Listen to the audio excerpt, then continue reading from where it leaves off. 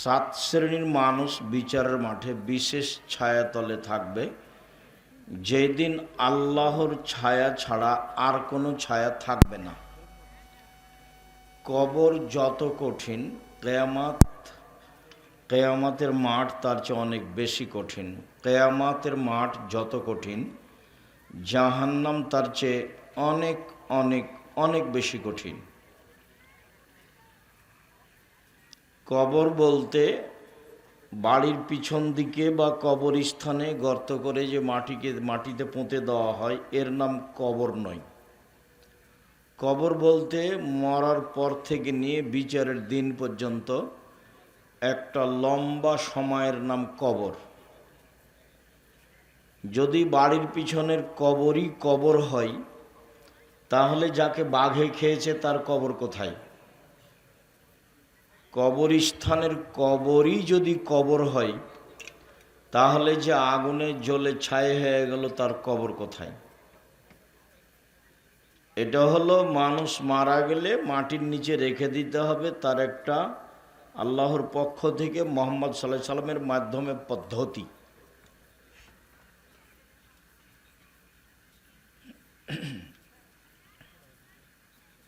কবরে মানুষকে জিজ্ঞাসা করা হবে তার কর্মনীতি নিয়ে, এবং যারা জিজ্ঞাসা করবেন তাদের আকৃতি হবে ভয়াবহ।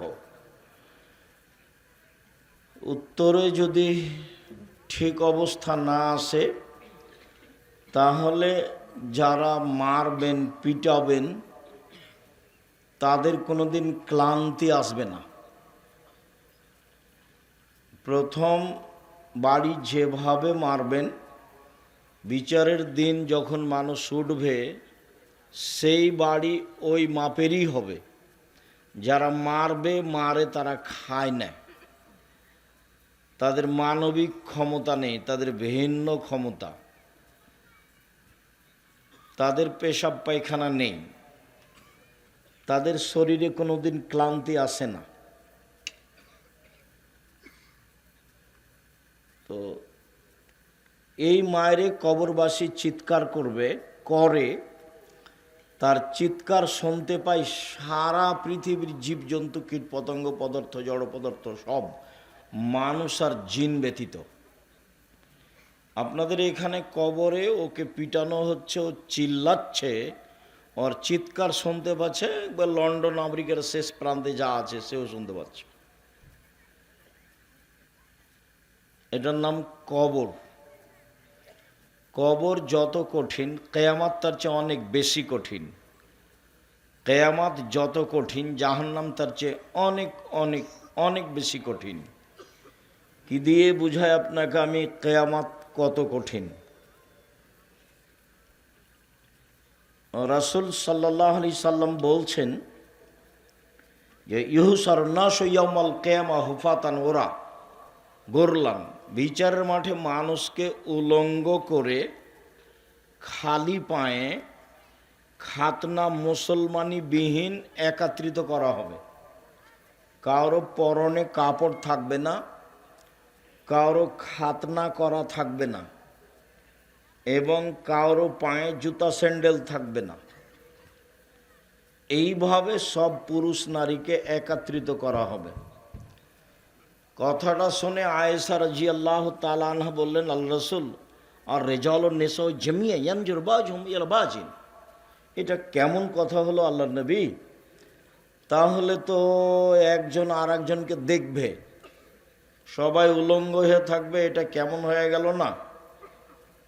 তখন আল্লাহ রসুল বলছেন, আয়েশা, আল্লাহ আমরা আসাধ্য মিন যালিকা ইয়ানজুর বাজহুম ইলা বাজিন, সমস্যা এর চেয়ে অনেক অনেক অনেক বেশি জটিল, যে মানুষ একজন আর একজনকে দেখবে এরকম কোনো অনুভূতি থাকবে না, তার নাম কিয়ামতের মাঠ। এই কথা রাসূল সাল্লাল্লাহু আলাইহি সাল্লাম বলেন আয়েশা রাদিয়াল্লাহু আনহার কথার উত্তরে। অনেক সমস্যা বিচারের মাঠে, একটার পর একটা কত যে সমস্যা দাঁড়াবে।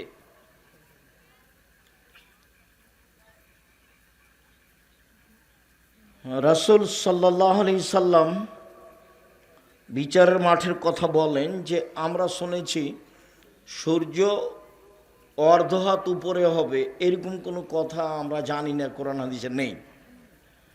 1 মাইল উপরে হবে সূর্য, কা মেকদারে মাইলিন, 1 মাইল উপরে হবে, বুখারী মুসলিমের হাদিস। তাতে মানুষ থাকবে ঘামের মধ্যে, কারো ঘাম হবে পায়ের টাকনু পর্যন্ত, কারো ঘাম হবে হাঁটু পর্যন্ত, কারো ঘাম হবে কোমর পর্যন্ত, আর কারো নাক পর্যন্ত। কেউ ঘামে সাঁতার কাটবে। কি দিয়ে বুঝায় আপনাকে কিয়ামতের মাঠ কত কঠিন? বিচারের পদ্ধতি ভালো মানুষের জন্য সহজ। 1 ওয়াক্ত সালাত আদায় করতে যত টাইম লাগে ধরেন 5 মিনিট, আর কবরে থাকার টাইম হলো বাসর রাতের সমান,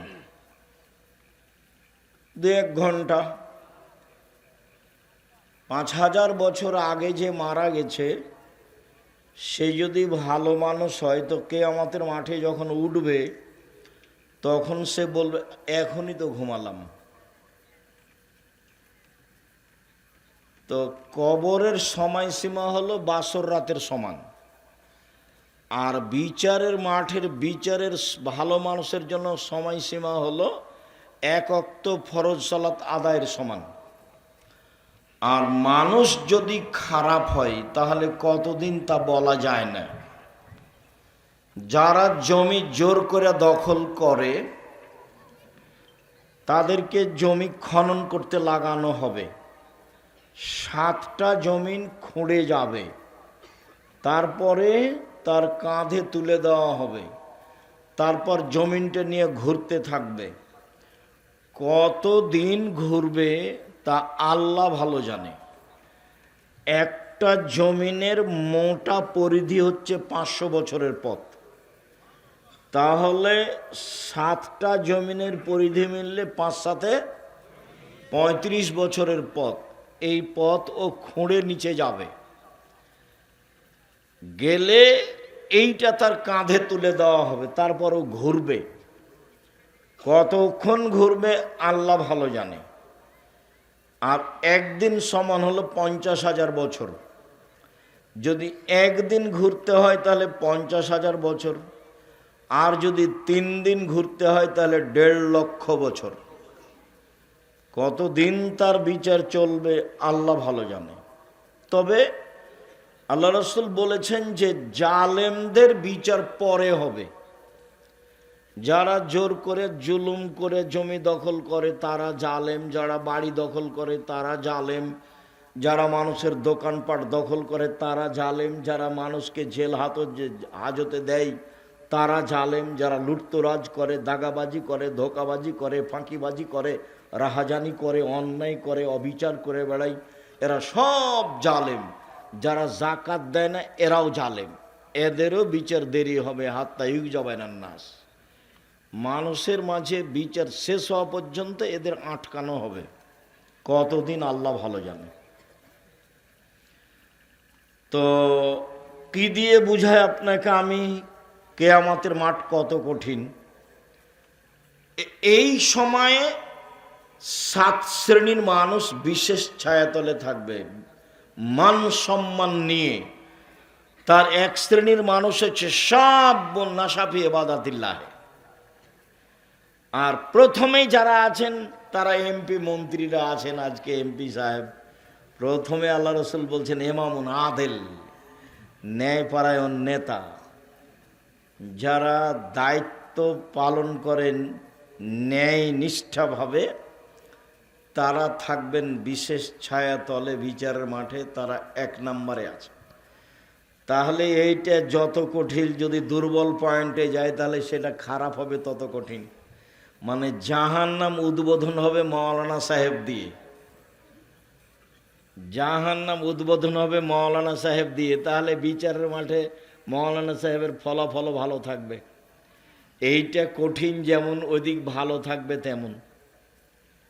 তো ন্যায়পরায়ণ নেতা সামাজিকভাবে এটা খুব কঠিন। রাসূল সাল্লাল্লাহু আলাইহি সাল্লাম বলছেন, মান উলিয়া ইসরানি ফাকাত যাবাহ বিগাইরি সিকিন, কাউকে যদি দুইজনের দায়িত্বশীল করা হয় তাহলে তাকে ছুরিবিহীন জবে করা হলো। এই বাক্যের সারমর্ম কি? আল্লাহ রসুল বললেন, কাউকে যদি দুইজনের দায়িত্বশীল করা হয় তাহলে তাকে ছুরিবিহীন জবে করা হলো। তার মানে দায়িত্ব পরিচালনা করা খুব কঠিন। খুব যদি শক্ত সুষ্ঠুভাবে পরিচালনা করতে চায় তাহলে ইহকাল টিকবে না, মানুষ মানতে চাইবে না। উমারকেও মানেনি, জবাই করে দিয়েছে। অর্ধ পৃথিবীর খলিফা, কুশাগর, বুদ্ধিজীবী, রাজনীতিবিদ উমর রাস্তায় হাঁটলে শয়তান রাস্তা ছেড়ে দিত। আল্লাহ রসুল বলছেন, উমার ওই যে ওই যে শয়তান দেখে তোমাকে পালাচ্ছে, যে শয়তান পালাচ্ছে তোমাকে দেখে। এর নাম উমার। নামটা মানুষ নিলে অন্তরটা কেঁপে উঠত, তার নাম উমার। অর্ধেক পৃথিবীর খলিফা ছিলেন উমার রাদিয়াল্লাহু তাআলা। এরপরও সমাজের এক শ্রেণীর মানুষ তাকে মেনে নিতে পারেনি। তো দায়িত্ব খুব কঠিন। ঠিকভাবে করলে ইহকাল টিকবে না, আর বেঠিকভাবে করলে পরকাল টিকবে না। তাহলে দুটাই কঠিন হলো। এই জন্য আল্লাহ রসুল বলেছেন, যাকে দুইজনের দায়িত্বশীল করা হলো তাকে ছুরিবিহীন জবে করা হলো। তার সারমর্ম হলো এই।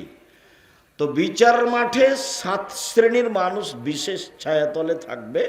তার এক শ্রেণীর মানুষ, 1 নম্বরে রয়েছেন ইমামুন আদিল, ন্যায়পরায়ণ নেতা।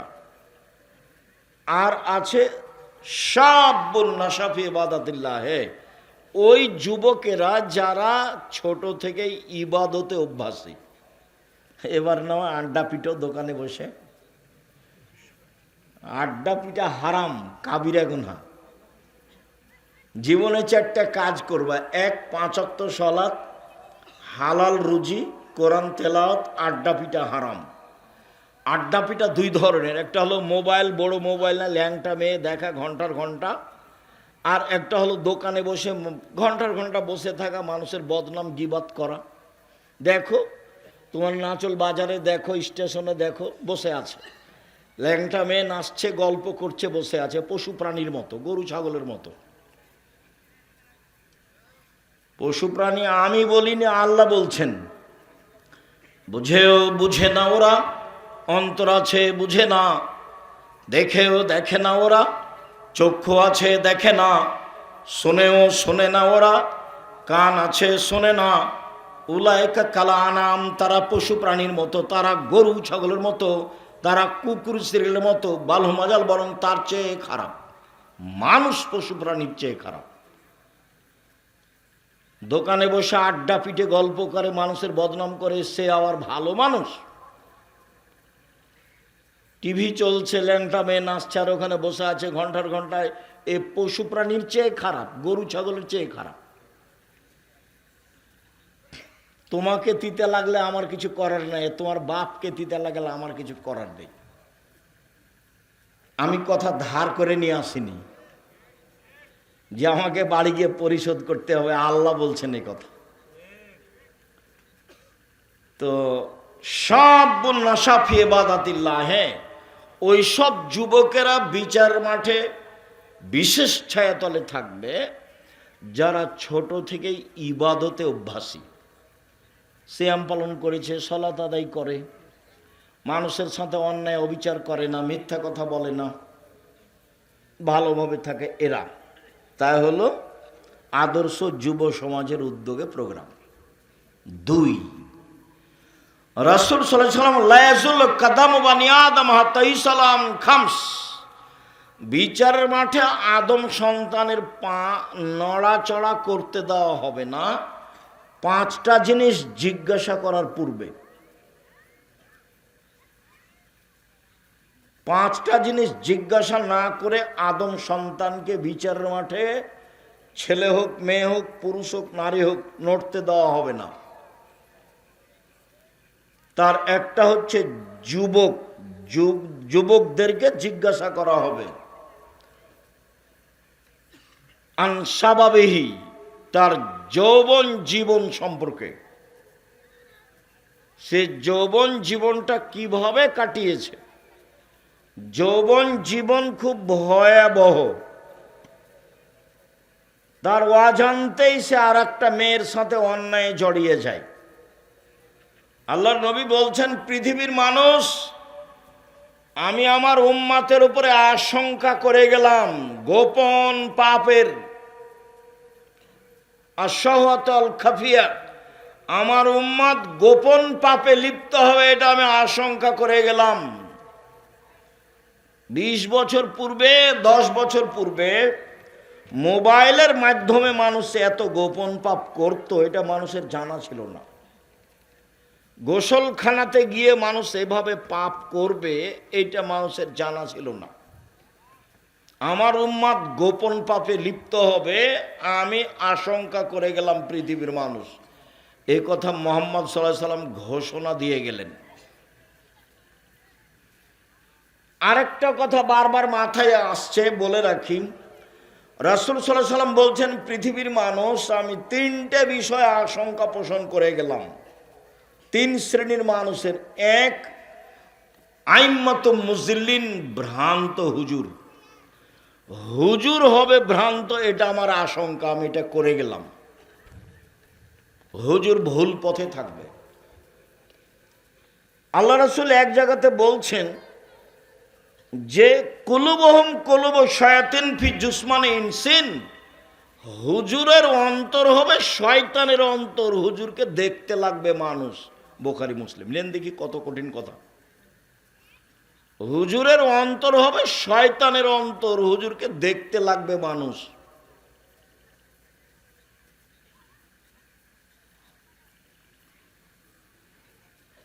এখানে লম্বা কথা, এদিকে আর আমি আগাচ্ছি না। সম্মানিত দিনী ভাই বোন, যুবকদেরকে তার যৌবন জীবন সম্পর্কে অক্ষরে অক্ষরে জিজ্ঞাসা করা হবে। আবার ভিন্নভাবে আছে ওয়ান উমরিহি, সে পুরো বয়সটাকে কিভাবে কাটালো সেটা জিজ্ঞাসা করা হবে, এটা ভিন্ন। ওয়ান শাবাবিহি, তার যৌবন জীবন, এটা অংশ ভিন্ন। এই ছেলে বসো। সম্মানিত দিনী ভাই বোন, পুরো জীবনের চেয়ে যৌবন জীবন ভিন্ন। এটাকে যে কোনো মূল্যে কন্ট্রোলে রাখতে হবে। আড্ডা পিটা হতে, দোকানে বসা হতে, মানুষের বদনাম হতে, গীবাত হতে, এখানে সেখানে যাওয়া হতে নিজেকে হিসাব করে বিরত রাখতে হবে। 5 ওয়াক্ত সালাতে মসজিদে যেতে হবে, মানুষের সাথে ভালো আচরণ করতে হবে। এরপর আল্লাহ রাসূল বলছেন, ইগতানিম খামসান কাবলা খামসিন, পৃথিবীর মানুষ 5টা জিনিসের পূর্বে 5টা জিনিসকে মূল্যায়ন করো। শাবাবাকা কাবলা হারামেকা, তোমার বৃদ্ধ বয়স আসার পূর্বে তোমার যৌবন জীবনকে মূল্যায়ন করো। কে সব কথার দাম দিবে? কি কথা এগুলো? যৌবন জীবনে যা কিছু করতে পারবা, বৃদ্ধ হয়ে গেলে তা করতে পারবা না। চাইলে ইচ্ছা মতো তাহাজ্জুদ পড়তে উঠতে পারবে না, চাইলে ইচ্ছা মতো কোরআন তেলাওয়াত করতে পারবে না, চাইলে যেখানে সেখানে দাওয়াত দিতে যেতে পারবে না। অতএব যৌবন জীবনকে মূল্যায়ন করো বৃদ্ধ জীবন আসার পূর্বে, এই কথা মুহাম্মদ সাল্লাল্লাহু আলাইহি সাল্লাম বলেন। অতএব আমি উপস্থিত বৈঠকের যুবক, সাথে সাথে যারা যুবতী মেয়ে, যারা স্বাভাবিকভাবে অশ্লীল কাজে জড়িয়ে পড়ছে এবং পুরুষ মানুষকে বিপদে ফেলছে, দুঃখিত, বিচারের মাঠে মহিলাদেরকে জাহান্নামে যেতে হবে বেশি কেন? রাসূল সাল্লাল্লাহু আলাইহি সাল্লাম ঈদের মাঠে গেলেন, পুরুষের কাছে সলাতের পরে ফামাররা আলা নিসায়ে, তিনি মহিলাদের সামনে গেলেন ভিন্নভাবে। সামনে গিয়ে বলছেন, ইয়া মাশারান নিসা তাসাদ্দাকনা ফাইন উরিতু কুন্না আকসারা আহলিন নারে, মহিলারা শোনো, দান করো, দান করো। আমি তোমাদেরকে অধিকাংশই দেখছি জাহান্নামে। জাহান্নাম বলতে নারী আর নারী, জাহান্নামের অধিকাংশ মানুষই নারী। জাহান্নাম বলতে নারী আর নারী, জাহান্নামের অধিকাংশ মানুষই নারী। তোমরা দান করে জাহান্নাম থেকে বাঁচো। যেসব মাধ্যমে সরাসরি বাঁচা যায় তার একটা বড় মাধ্যম হলো দান। এত বড় শক্তিশালী ইবাদত পৃথিবীতে নেই। হজ এর ধারে কাছে নেই, উমরা এর ধারে কাছে নেই। রমজান মাসের সিয়াম দামি ইবাদত, তারপর এর ধারে কাছে নেই। ইবাদতের জগতে সবচেয়ে শক্তিশালী পাওয়ারফুল ক্ষমতাধর ইবাদত হলো দান। একটা থেকে আর একটা ঘটাতে পারে, বালা মুসিবত বিপদ সমস্যা দূর করতে পারে, তার নাম দান। কবরের শাস্তি বন্ধ করে দিতে পারে, তার নাম দান। মরা মানুষের পাপ মিটিয়ে দিতে পারে, তার নাম দান। বিচারের মাঠে ছায়া হিসাবে আসবে, তার নাম দান। মানুষের পাপকে মিটিয়ে দিতে পারে, পানি যেমন আগুনকে নিভে দিতে পারে, তার নাম দান। আল্লাহ বললেন যে আমি জান্নাত বিক্রি করলাম তোমাদের কাছে জান এবং মালের বিনিময়ে। যাও, জান দিয়ে দাও, শহীদ হয়ে যাও, আমি জান্নাত তোমার কাছে বিক্রি করে দিলাম। টাকা পয়সা আমাকে দিয়ে দাও, আমি জান্নাত তোমার কাছে বিক্রি করে দিলাম। সালাত আদায় করলে জান্নাত কিনা যায় না, হজ করলে জান্নাত কিনা যায় না, উমরা করলে জান্নাত কিনা যায় না, সিয়াম রমজান মাসে সিয়াম পালন করলে জান্নাত কিনা যায় না, তাসবিহ তাহলিল জিকির আজকার করলে জান্নাত কিনা যায় না, কোরআন তেলাওয়াত করলে জান্নাত কিনা যায় না। জান্নাত কিনারই একটাই পথ, সেটা হলো দান। যার কারণে বুখারী মুসলিমের এক হাদিসের এক বাক্যে আল্লাহ রাসূল বলছেন, পৃথিবীর মানুষ ফাত্তাকুন্নার ওয়ালাউ বিশিক্কি তামারাতিন, খেজুরের বীজের ওপরে, আঁঠির ওপরে যে সাদা একটা ছিলকা আছে, একেবারেই সরু চিকন, এই পরিমাণ দান করে হলেও তোমরা জাহান্নাম থেকে বাঁচো। তার মানে জাহান্নাম থেকে বাঁচার এটা বড় মাধ্যম বুখারী মুসলিম। আর কোরআন মাজিদে আর হাদিসে সব সময় আল্লাহ বলছেন কোরআন মাজিদে, আমি যেটা দিয়েছি সেখান থেকে দান করো, আমি যেটা খেতে দিয়েছি সেখান থেকে দান করো। চাঁপাই নবাবগঞ্জ নাচলের মহিলারা ভাত রান্না করার সময়তে চাউল মেপে নিয়ে এক মুষ্টি চাউল তুলে নেয় মুষ্টি হিসাবে। কাজটা ভালো, খারাপ নয়, তবে দান এটাই শেষ নয়। যারা আমার ভাইজানেরা দল সংগঠন করেন তাদের নিয়মটা ভালোই আছে, সেটা হলে এই যা ইনকাম করো তার থেকে একটা দান দিতে হবে, হিসাব ঠিক আছে। আর মরার সময়তে মানুষ একটাই দাবি আল্লাহর কাছে করে, সব মানুষ, পুরো নারী, সারা পৃথিবীর পুরুষ নারী, যে দাবিটা হলো এই, যখন জানে কবজ করার জন্য মালাকুল মউত চলে আসে, তখন বলে লাউলা আখারতানি ইলা আজালিন করিব ফাসাদদাকা ওয়া আকুম মিনাস সালিহিন, একটু সময় দাও, দান করে ভালো মানুষ হবো। আল্লাহ একটু সময় দাও, দান করে ভালো মানুষ হবো। কেউ বলেন যে আল্লাহ একটু সময় দাও, হজ করবো, দিয়ে ভালো মানুষ হবো। কেউ বলেন যে আল্লাহ একটু সময় দাও, 5 ওয়াক্ত সালাত আদায় করে ভালো মানুষ হবো। কেউ মরার সময় এই কথা বলে না। আল্লাহ বলছেন যে মরার সময় সবাই বলে একটু সময় দাও, দান করে ভালো মানুষ হবো, একটু সময় দাও, দান করে ভালো মানুষ হবো। তো আল্লাহ রাসূল মহিলাদেরকে বললেন, মহিলারা শোনো, দান করে জাহান্নাম থেকে বাঁচো। জাহান্নাম বলতে নারী আর নারী, জাহান্নাম বলতে নারী আর নারী। মদিনার মহিলারা মুখের উপরে কথা বলতেন। চট করে একজন মহিলা বলে বসলেন, অবিমা ইয়া রাসূলুল্লাহ, কেন কেন আমরা বেশি জাহান্নামে যাব? জাহান্নাম বলতে নারীকেই বুঝাই কেন? তখন তিনি 3টা কথা বলে গেল। মুসলিম বলে, এই মেয়ে, এক কথা বলছো কেন? যে কয়েকজন মহিলা বসে আছেন চুপ থাকেন, এদিকে খেয়াল করে থাকেন, কথা বলবেন না।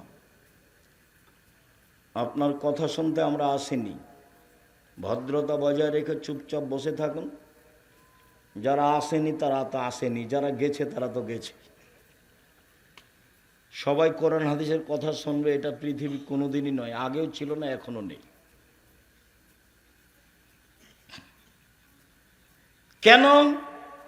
তখন এক বললেন তুকসিরনা লানা, তোমরা খুচরা কথা বলো বেশি, অপ্রয়োজনীয় কথা, বদনাম, গীবাত, অভিশাপ, ও ভালো ও খারাপ, ও ভালো ও খারাপ, ও এই সেই।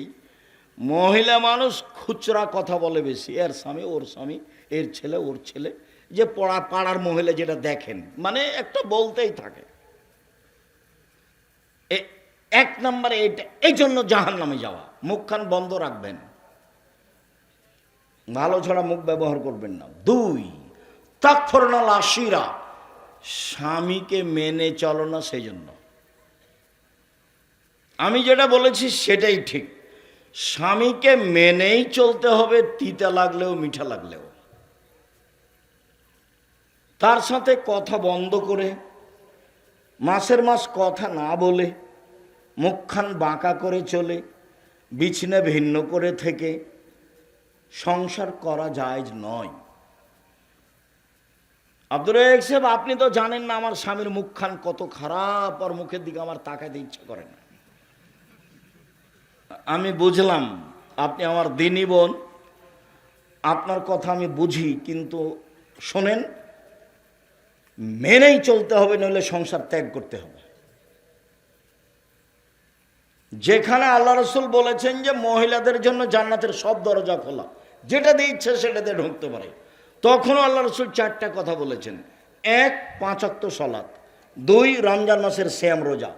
3, স্বামীকে মেনে চলা। 4, জেনায় লিপ্ত না হলে হলো স্বামীকে মেনে চলা। এটাই পথ, স্বামীকে মেনেই চলতে হবে, আমাদের কিছু করার নেই। মুহাম্মদ সাল্লাল্লাহু আলাইহি ওয়াসাল্লাম এভাবেই বলেছে, তিতা লাগলেও মিঠা লাগলেও মেনেই চলতে হবে। যদি দেখা যায় যে মানা যাবে না, তাহলে খোলা তালাক নিতে হবে। চেয়ারম্যান মেম্বারের কাছে গিয়ে খোলা তালাক করে নিতে হবে, কাজীর কাছে গিয়ে করে নিতে হবে। 30 দিন পরে বিবাহ বসবেন অন্য জায়গায়, কোনো সমস্যা নেই। কিন্তু থাকলে মেনেই চলতে হবে। কেন বেশি জাহান্নামে? 2 নম্বর কারণ, স্বামীর অকৃতজ্ঞতারা। 3, মারাইতু মিন নাকিসাত আকলিন ওয়া দীনিন আযহাবা লিরাব্বির রাজুলিল হাজিম মিন ইহদাকুন্না। তোমরা এমন নারী, তোমরা এমন জাতি, তোমরা এমন নারী যে বুদ্ধিমানের বুদ্ধিকে নষ্ট করতে পারো। তোমরা এমন জাতি, তোমরা এমন নারী যে বুদ্ধিমানের বুদ্ধিকে নষ্ট করতে পারো। একবার হাসি দিয়ে কথা বললে অর্ধেক ঈমান শেষ।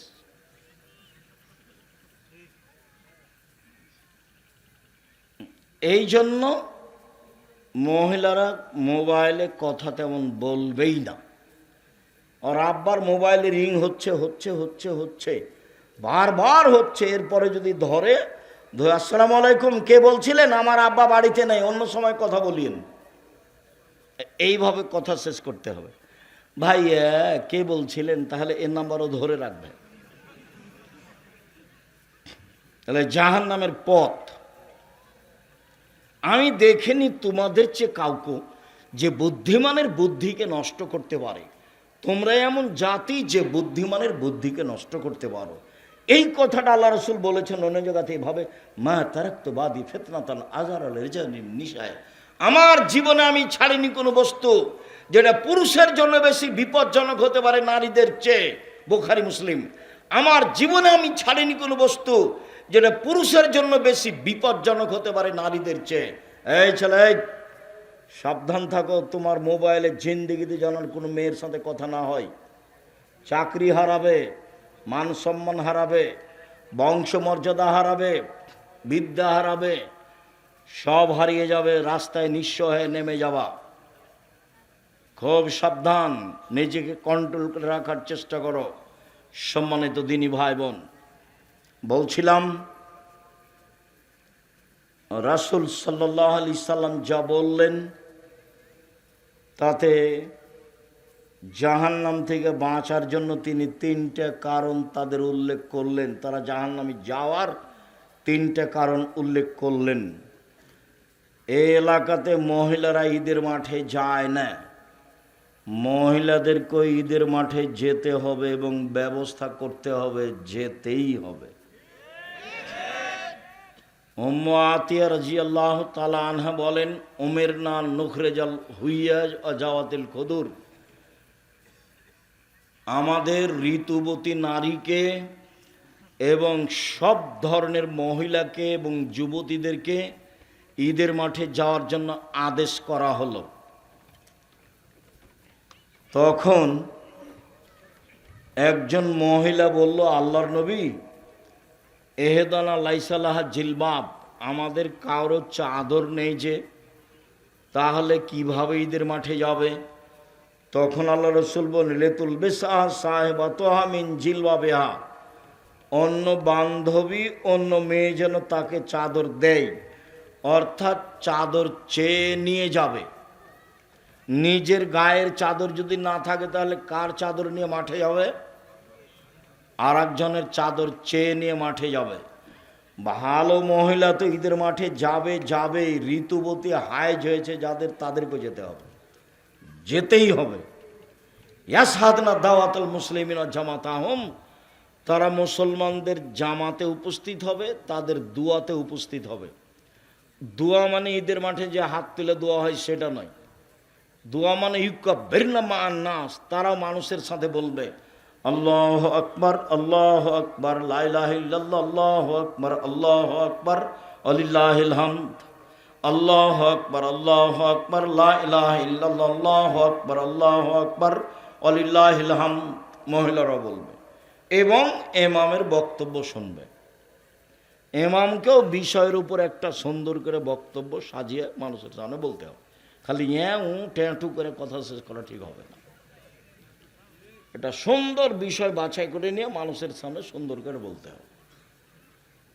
আর ফেতরা শস্যই হতে হবে, একসাই হতে হবে। কিয়ামত পর্যন্ত এর পরিবর্তন হওয়ার কোনো সুযোগ নেই। একসাই হতে হবে এবং শস্যই হতে হবে। কেউ যদি নেওয়ার না থাকে তাহলে ফেলে দিবেন। তবু কি বের করতে হবে? শস্যই বের করতে হবে। এর বিকল্প কোনো চিন্তা ভাবনা করা যাবে না। আবু সাইদ খুদরি রাদিয়াল্লাহু তাআলা আনহু বললেন, একসা বের করতাম, করব। তখন একজন সাহাবী দাঁড়িয়ে বললেন, কেন? মুআবিয়া যে সিরিয়া থেকে এসে বক্তব্য দিলেন, বক্তব্যে বললেন, পৃথিবীর মানুষ শুনে রেখো, সিরিয়ার অর্ধশা গম সমপরিমাণ মদিনার একশা খেজুর। সিরিয়ার অর্ধশা গমের মূল্য যা, মদিনার একশা খেজুরের মূল্য তাই। অতএব কেউ ইচ্ছা করলে অর্ধশা গম দিবে। মানুষ সেটাই গ্রহণ করল। তখন আবু সাইদ খুদরি বললেন, না, হাজিহি কিমত মুআবিয়া, এটা মুআবিয়ার মূল্য নির্ধারণ, লাক বালাহল আমালহা, আমি কখনো গ্রহণ করব না, আমি তা কখনো আমলে নিয়ে আসবো না। এইটা মুআবিয়ার মূল্য নির্ধারণ।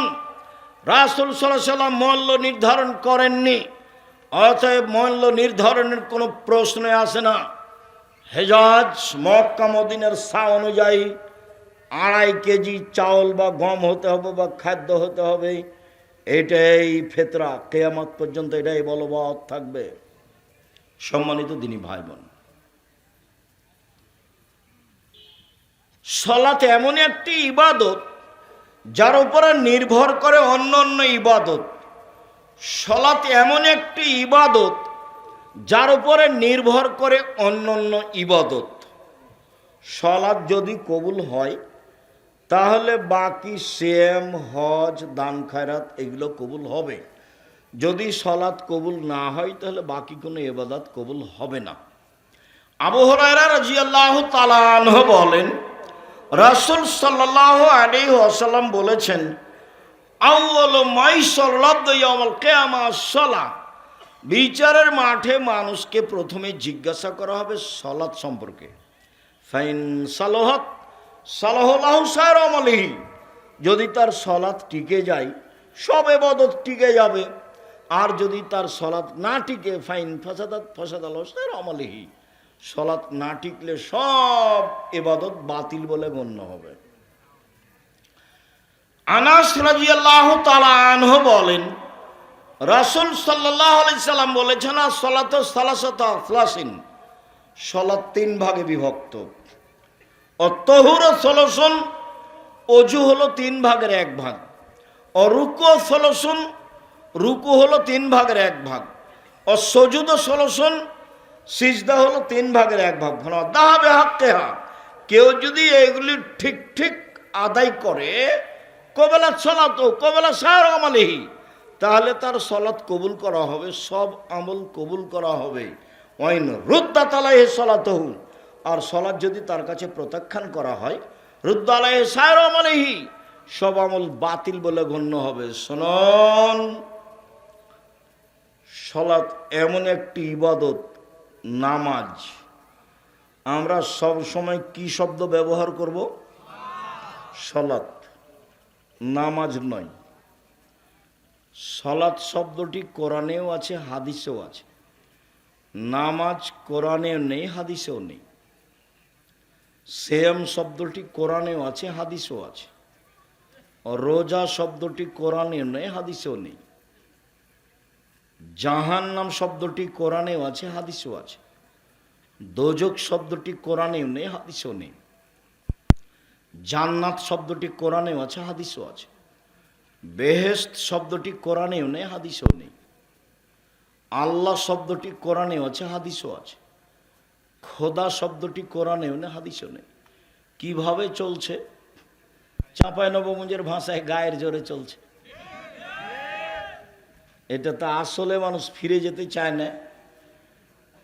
আমার এই জায়গা হুবাহু জন্মভূমি না হলেও, যেহেতু আমার পড়াশোনার সূচনা নাচল, কাজে আমি নাচলকে জন্মভূমির মতোই দেখি এবং ভাবি এটাই। কাজেই আপনার সাথে আমার একটা ভালোবাসা থাক, আমি এটা ঐকান্তিকভাবে কামনা করি। আর আমি না চলে আসলে 8-10 কিলোমিটার আশেপাশে যত আছে মহিলা পুরুষ সবাই আসবে, এটা আমার দাবি। মহিলা পুরুষ তো আসবে আসবে, হিন্দুকেও আসতে হবে। আমি তারও কিছু না কিছু উপকার করবই করবো ইনশাআল্লাহ। যেহেতু আমি আপনার কিছু না কিছু উপকার করব, এই জন্যই এসেছি। কাজে আপনি আপনার কাজকে প্রাধান্য দিবেন, এটা আমি আশা করি না। আর যেহেতু লেখাপড়া আমার সূচনা এখানেই আমি খেয়ে মানুষ হয়েছি, কাজে এখানের উপরে আমার ভালোবাসা জন্মভূমির চেয়ে বেশি কম নয়। কাজে এই ভালোবাসাটা আপনার থাক, এটা আমি কামনা করি। সম্মানিত দিনী ভাই বোন, সালাত মানুষকে আদায় করতেই হবে। আল্লাহ তাআলা বলেন, ফাকিমুস সালাওয়াতুজ যাকাত, পৃথিবীর মানুষ সালাত আদায় করো আদেশ, যাকাত প্রদান করো। আল্লাহ তাআলা বলেন, ফাসাল্লি লিরাব্বিক, মুহাম্মদ সাল্লাল্লাহু আলাইহি সাল্লাম আপনি সালাত আদায় করুন আপনার প্রতিপালককে সন্তুষ্ট করার জন্য, এবং কুরবানি করুন। কুরবানি আসছে, 7 ভাগে করা হবে না, সব ভিন্ন ভিন্ন করবেন। টাকা বেশি আছে গরু, টাকা কম আছে খাসি, তার চেয়ে কম আছে ছাগি, তার চেয়ে কম আছে ভেড়া। ভাগে করবেন কার টাকা কেমন। আবার কেউ বলছে ঠিক, কেউ বলছে ঠিক নয়। কেন যাবেন ওখানে? একাধিক সহিহ হাদিস পরিবারের পক্ষ থেকে একটি কুরবানি হতে হবে। মুহাম্মদ সাল্লাল্লাহু আলাইহি সাল্লাম আপনি সালাত আদায় করুন আপনার প্রতিপালককে সন্তুষ্ট করার জন্য, এবং কুরবানি করুন আদেশ। সালাত আদায় করতেই হবে, এটা বাধ্য। মানুষ যে কোনো মূল্যে সালাত পৃথিবীতে ভিন্ন ধরনের ব্যতিক্রম বিরল ইবাদত, যা মানুষের সাথে আপোষ করে না, অন্যান্য ইবাদত আপোষ করে সালাত ব্যতীত। যেমন এই যে পার হয়ে গেল রমাজান, রমাজান মাস মানুষের সাথে আপোষ করে কিভাবে? আপনি অসুস্থ, আপনি করিয়েন না, পরে করবেন, এই যে আপোষ করলো। আপনি সফরে আছেন, রমাজান ফরজ মাস, ছেড়ে দেন, পরে করবেন, এই যে আপোষ করলো। হজ ফরজ বিধান, এবছরই করব চাচ্ছিলেন, পরিবেশ অনুকূলে হলো না, সামনে বছর করেন, করেন, এই যে ফরজ বিধান, আপোষ করলো।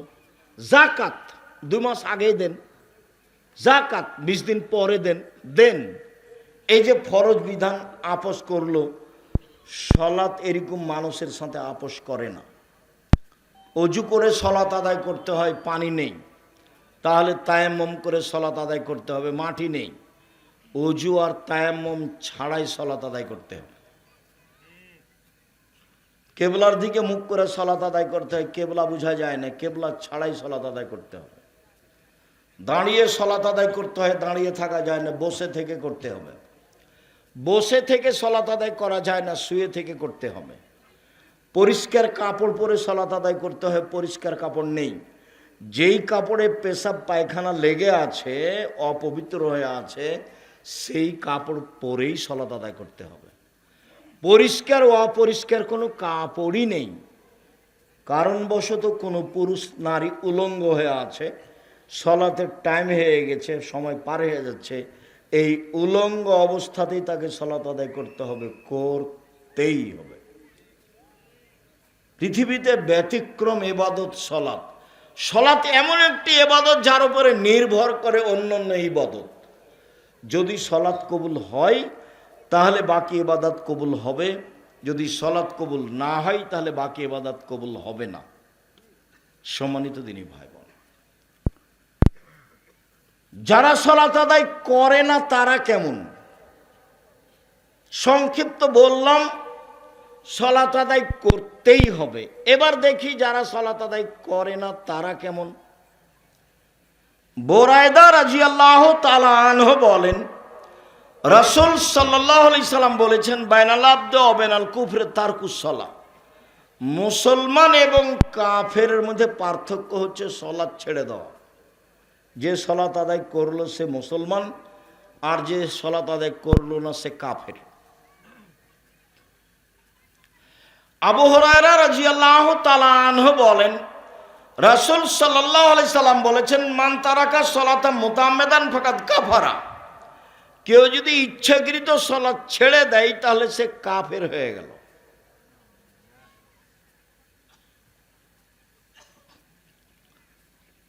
আবু হুরায়রা রাদিয়াল্লাহু তাআলা আনহু বলেন, রাসূল সাল্লাল্লাহু আলাইহি সাল্লাম বলছেন, উমিরতু আন উকাতিলান নাস হাত্তা ইয়াকুলু লা ইলাহা ইল্লাল্লাহু কিমুস সালাহ। আল্লাহর নবী বলছেন, আমাকে আদেশ করা হয়েছে যে আমি মানুষকে সালাত আদায়ের জন্য এবং লা ইলাহা ইল্লাল্লাহ বলার জন্য আদেশ করব। লড়াই করে পিটিয়ে পিটিয়ে আমি প্রয়োজনে সালাত আদায় করাবো, যে কোনো মূল্যে, এটা আমাকে আদেশ করা হয়েছে।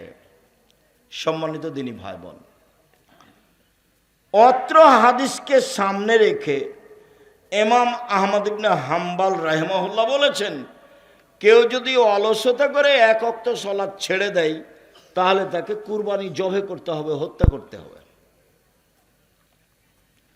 ইমাম আবু হানিফা রাহিমাহুল্লাহ বলেছেন, কেউ যদি অলসতা করে এক ওয়াক্ত সালাত ছেড়ে দেয় তাহলে তাকে জেলখানায় বন্দি করে পিটিয়ে সালাত আদায় করাতে হবে। বর্তমানে আরবি বিদ্বানগণ বলছেন যে স্বামী সালাত আদায় করে, স্ত্রী করে না, স্ত্রী করে স্বামী করে না, তখন বিবাহ কেটে গেছে, বিবাহ নেই, চেয়ারম্যান লাগে না, মেম্বার লাগে না, খাতা কলম লাগে না, বিবাহ এমনিতে কেটে গেছে। আরবিরা আরো বলছেন যে এই লোকটা যদি মারা যায় তাহলে তার জানাজা হবে না। শুধু তাই নয়, এর লাশটা মুসলমানের কবরস্থানে দাফন করা হবে না, এই লাশ ফেলে দিতে হবে শ্মশান ঘাটে। হিন্দুর মারা গেলে যেখানে ফেলে দিতে হয় সেখানে ফেলে দিতে হবে। এই পর্যন্ত কলম উল্লেখ করেছে তারা।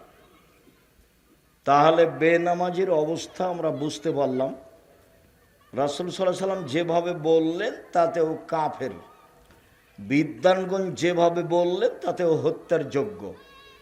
আরবি বিদ্বানগণ যেভাবে বলছেন তার জানাজা নেই, তাকে শ্মশান ঘাটে ফেলে দিতে হবে। এই ছেলেরা, এই তোমরা যারা দায়িত্ব পালন করছো তোমরা একটু পাহারা দাও।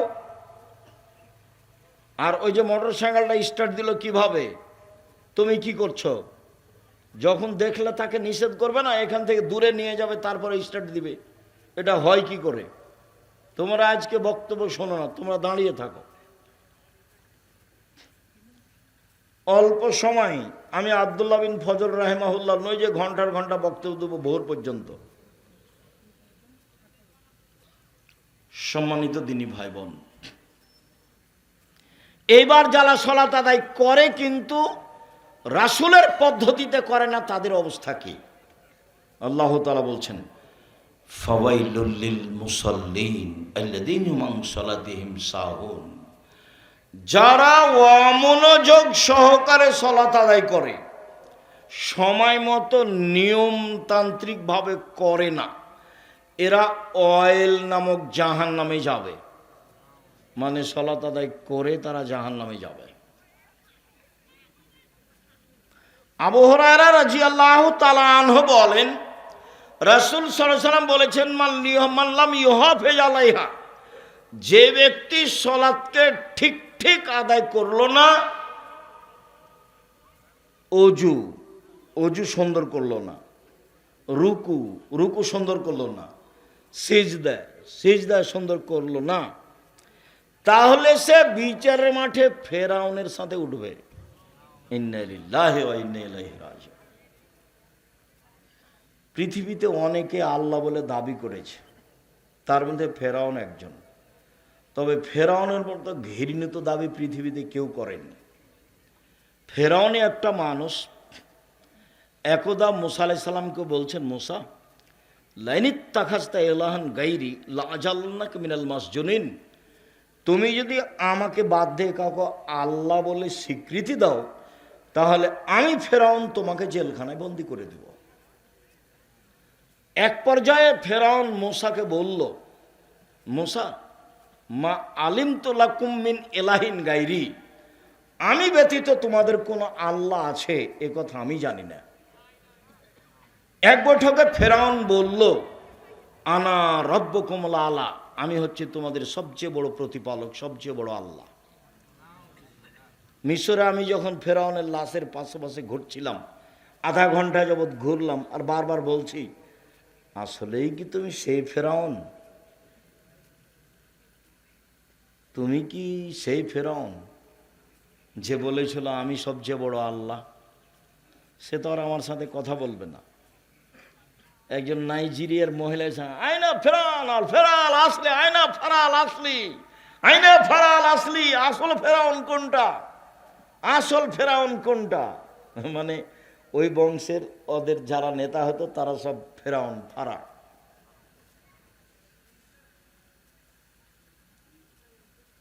আল্লাহই ভালো জানে। সবচেয়ে বড় বদ মানুষ আল্লাহ দাবি করাতে পৃথিবীর ইতিহাসে।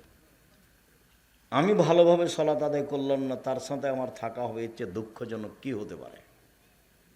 তবে সালাত হবে না এ কথা ঠিক। আবু হুরায়রা রাদিয়াল্লাহু তাআলা আনহু বলেন, একটা লোক মসজিদে ঢুকে 2 রাকাত সালাত আদায় করে আল্লাহ রাসূলকে সালাম দিল। আল্লাহ রাসূল বলেন, সাল্লি ফাইন্নাকা লাম তুসাল্লি, তুমি সালাত আদায় করো, তুমি সালাত আদায় করোনি। লোকটি আবার 2 রাকাত সালাত আদায় করে রাসূলকে সালাম দিল। আল্লাহ রাসূল বললেন সাল্লাল্লাহু আলাইহি সাল্লাম, তুমি সালাত আদায় করো, তুমি করোনি। আবার সাহাবী 2 রাকাত সালাত আদায় করে আল্লাহ রাসূলকে সালাম দিল। রাসূল সাল্লাল্লাহু আলাইহি সাল্লাম বললেন, তুমি সালাত আদায় করো, তুমি করোনি। তখন লোকটি বলছে, আল্লিমনি কাইফা উসাল্লি, কিভাবে সালাত আদায় করবো আপনি আমাকে শিখিয়ে দেন, এর চেয়ে তো আমি ভালো করে সালাত আদায় করতে পারবো না। তখন আল্লাহ রাসূল বললেন যে রুকু এবং সিজদা ঠিক মতো আদায় করো। শুনুন, আল্লাহ নবী তাকে বললেন না যে তুমি সালাত আদায় করেছ তবে খুব একটা সুন্দর হয়নি, এভাবে বললেন না। তুমি সালাত আদায় করেছ তবে খুব একটা সুন্দর হয়নি, এভাবে বলেননি। বললেন যে তুমি সালাত আদায় করো, তুমি করনি, তাই তো বললেন। হুযায়ফা ইবনুল ইয়ামান রাদিয়াল্লাহু তাআলা আনহু একটা লোককে দেখলেন যে সালাত আদায় করলো, রুকু সিজদা ঠিক মতো করেনি। তখন হুযায়ফা ইবনুল ইয়ামান বলছেন, শোনো, তোমার সালাত হয়নি, শুধু হয়নি নয়, লাউ মুত্তা, তুমি যদি এখন মারা যাও তাহলে লা মুত্তা আলা গায়রি ফিতরাতি রাসূলিল্লাহ সাল্লাল্লাহু আলাইহি সাল্লাম, তাহলে তোমার রাসূলের পদ্ধতিতে মরণ হবে না, তোমার মরণটা মুসলমান হিসাবে হবে না। সম্মানিত দিনী ভাই বোন, রাসূল সাল্লাল্লাহু আলাইহি ওয়াসাল্লাম এক সাহাবীকে বললেন, একবার বললেন, আসওয়া সারিক মা ইয়াসরুকু মিন সালাতিহি, সবচেয়ে খারাপ চোর যে সালাত চুরি করে, সবচেয়ে জঘন্য চোর যে সালাত চুরি করে। তো সাহাবীগণ বলছেন, কাইফা ইয়াসরুকু মিন সালাতিহি, আল্লাহ নবী, মানুষ সালাত কিভাবে চুরি করতে পারে? মানুষ কি সালাত চুরি করতে পারে? সালাত কি চুরি করার জিনিস? তখন রাসূল সাল্লাল্লাহু আলাইহি ওয়াসাল্লাম বললেন, মাল্লাম ইতিম রুকু আলা সুজুদাহা, যে ব্যক্তি রুকু সিজদা ঠিক মতো আদায় করলো না সে হলো সালাত চোর। তাহলে যারা সালাত আদায় করে কিন্তু ঠিক মতো আদায় করে না, তার অবস্থা হলো এই, যেটুকু করবেন ঠিক করতে হবে, ধীর স্থির করতে হবে, রুকু ধীর স্থির করতে হবে, সিজদা ধীর স্থির করতে হবে, সুন্দর করে ওযু করতে হবে। চলেন এক খেয়ালে চেয়ে থাকবেন যে যেখানে আছেন, মহিলা পুরুষ। বুখারী মুসলিমের এক হাদিসে এসেছে, রাসূল সাল্লাল্লাহু আলাইহি ওয়াসাল্লাম বললেন, সাল্লু কামা রাআইতুমুনি উসাল্লি, পৃথিবীর মানুষ সালাত আদায় করো যেভাবে আমাকে সালাত আদায় করতে দেখছো। আল্লাহ নবী বললেন যে আমাকে যেভাবে সালাত আদায় করতে দেখছো। তো এখন কি রাসূল সাল্লাল্লাহু আলাইহি ওয়াসাল্লাম বেঁচে আছেন? তো আমরা তাকে কিভাবে দেখব? হাদিস পরামর্শের জন্য থাকলো এক নম্বরে বুখারী মুসলিম, দেখে সালাত ঠিক করেন। দুই নম্বরে থাকলো রিয়াজুস সালেহিন, নাম শুনেননি? রিয়াজুস সালেহিন, রিয়াজুস সালেহিন একটা হাদিসের বই, বাংলা পাওয়া যায়, এখানে সালাত। তিন, এটা আমাদের পরামর্শ। তিন নম্বর, আমরাও চেষ্টা করেছি মানুষ হিসাবে হুবাহু রাসূলের পদ্ধতিকে মানুষের সামনে পেশ করা, একেবারে সালাতের শুরু থেকে নিয়ে শেষ পর্যন্ত। আমি যেটা পেশ করেছি সে বইয়ের নাম রাসূল সাল্লাল্লাহু আলাইহি সাল্লামের সালাত বনাম প্রচলিত সালাত। দেখেন রুকু সিজদা কিভাবে হবে, পরিমাণ কি হবে। আমি মানুষ হিসেবে চেষ্টা করেছি যে আমার আপনার সালাতটা যেন রাসূলের সাথে মিল খায়। আল্লাহ রাসূল বললেন, সাল্লু কামা রাআইতুমুনি উসাল্লি, তোমরা সালাত আদায় করো যেভাবে আমাকে সালাত আদায় করতে দেখছো। একটু বাস্তব দেখাই। আল্লাহু আকবার বলে সালাত আরম্ভ করবেন, আল্লাহু আকবার বলার পূর্বে ওযু করবেন সুন্দর করে। রাসূল সাল্লাল্লাহু আলাইহি সাল্লাম বললেন, শোনো, আমি কি এমন কিছু বলে দিব না যাতে পাপ মিটে যাবে, মান বেড়ে যাবে? সাহাবীগণ বলেন, হ্যাঁ বলেন, সেটা কি? যাতে পাপ মিটে যাবে, মান বেড়ে যাবে। সুন্দর করে ওযু করলে পাপ মিটে যাবে, মান বেড়ে যাবে। সুন্দর করে ওযু করলে পাপ মিটে যাবে, মান বেড়ে যাবে।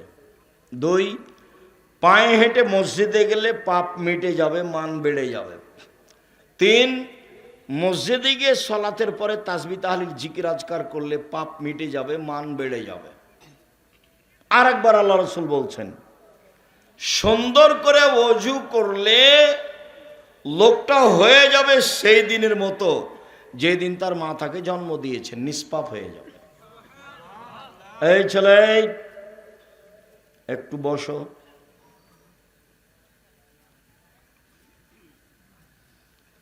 নিষ্পাপ হয়ে যাবে সুন্দরভাবে ওযু করলে। সুন্দর ওযু কি?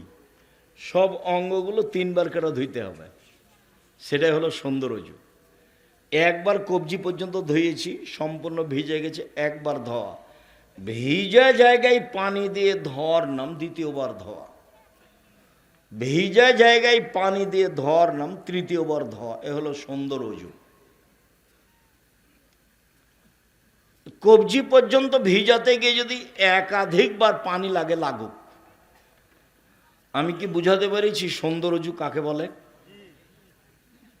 ভিজা জায়গায় পানি দিয়ে ধুইবেন, তারপর দ্বিতীয়বার ধোয়া, 3 বার, তখন হবে সুন্দর অজু। শীতের দিনেও মন খারাপ করে অজু করবেন না, মানে আপনি হয়ে যাবেন সেই দিনের মতো যেদিন আপনার মা আপনাকে জন্ম দিয়েছে, নিষ্পাপ হয়ে যাবেন, এই আশায় আপনি সুন্দর করে অজু করবেন। একটা হাদিসে এসেছে, হল অজু মাকানা কাবলাহু, অজু অতীতের সব পাপকে মিটিয়ে দেয়। কাজে অজু যেন খুব সুন্দর হয়। সুন্দর করে অজু করার পূর্বে পেশাব পায়খানার কাজ থাকলে সেরে আসবেন। পেশাব পায়খানায় বসার সময় বলবেন বিসমিল্লাহ আল্লাহুম্মা ইন্নী আউযু বিকা মিনাল খুবুসি ওয়াল খাবায়েস। যদি বিসমিল্লাহ ছেড়ে দেন তাহলে শয়তান লজ্জাস্থান দেখতে পাবে, ক্ষতি করতে পারবে না।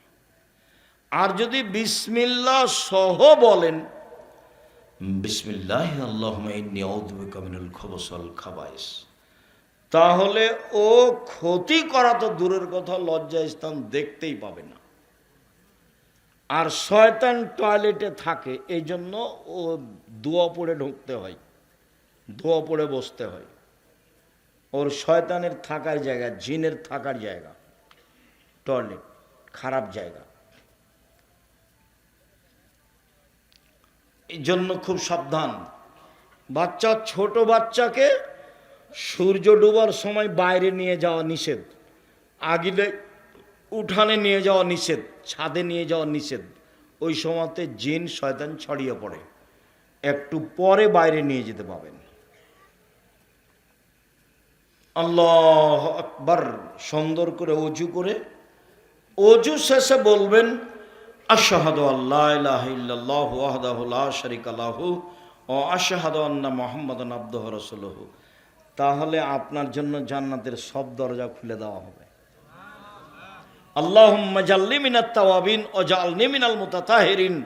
এটাতে নেকি হবে, কি নেকি হবে তা আল্লাহ রাসূল বলেননি। আর যদি অজু শেষে বলেন আশহাদু আল্লা ইলাহা ইল্লাল্লাহু ওয়াহদাহু লা শারীকা লাহু ওয়া আশহাদু আন্না মুহাম্মাদান আবদুহু ওয়া রাসূলুহু, তাহলে কি হবে? জান্নাতের সব দরজা খুলে দেওয়া হবে। বুখারী মুসলিমের হাদিস।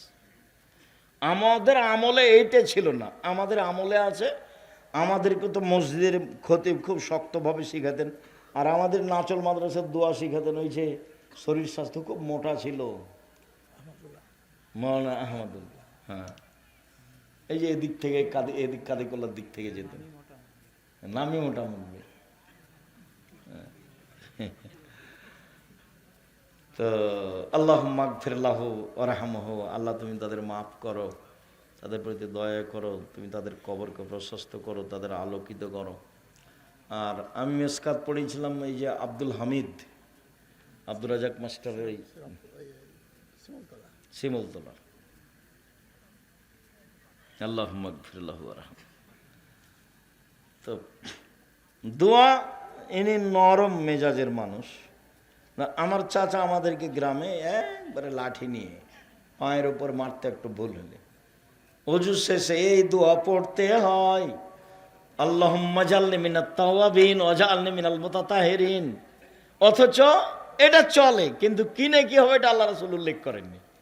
আর ওইটা আশহাদু আল্লা ইলাহা ইল্লাল্লাহু ওয়াহদাহু লা শারীকা লাহু ওয়া আশহাদু আন্না মুহাম্মাদান আবদুহু ওয়া রাসূলুহু, জান্নাতের সব দরজা খুলে দেওয়া। আল্লাহু আকবার। হাত এই পর্যন্ত উঠবে, হাতের আঙ্গুল জমা জমা থাকবে, কাঁধ সামনাসামনি। এভাবে নয় আল্লাহু আকবার, এইভাবে নয় আল্লাহু আকবার, এটা নয় আল্লাহু আকবার, এটা নয়। তাহলে আল্লাহু আকবার এটা নয়, আল্লাহু আকবার এটা নয়, আল্লাহু আকবার এটা নয়। কোনটা তাহলে? আল্লাহু আকবার কাঁধ সামনাসামনি, বা আর একটু উঁচু, কানের লতি সামনাসামনি। একাধিক হাদিস। ডান হাতের কবজি বাম হাতের কবজির উপরে রেখে বুকের উপরে রাখতে হবে। তবে বুখারীর হাদিস এভাবে করতে পারে, বাহুর সাথে বাহু। আর আবু দাউদ নাসাই তিরমিজির হাদিস এভাবে কবজির উপরে কবজিতে বুকের উপরে। নাভির নিচে হাত বাঁধার 3টে হাদিস আছে, একটা ঠিক নয়। আর বুকের উপরে হাত বাঁধার 5টা হাদিস আছে আমলযোগ্য, চেষ্টা করবেন। হাত বেঁধে সবচেয়ে গুরুত্বপূর্ণ দোয়া, আল্লাহুম্মা বাঈদ বাইনি ওয়া বাইনা খাতায়ায়া কামা বা'আদতা বাইনাল মাশরিকি ওয়াল মাগরিব, আল্লাহুম্মা নাক্কিনি মিনাল খাতায়া কামা ইয়ানাক্কাস সাবুল বিজুমিনাত দানাস, আল্লাহুম্মা আগসিল খাতায়ায়া বিল মাই ওয়াস সালজি ওয়াল বারাদ।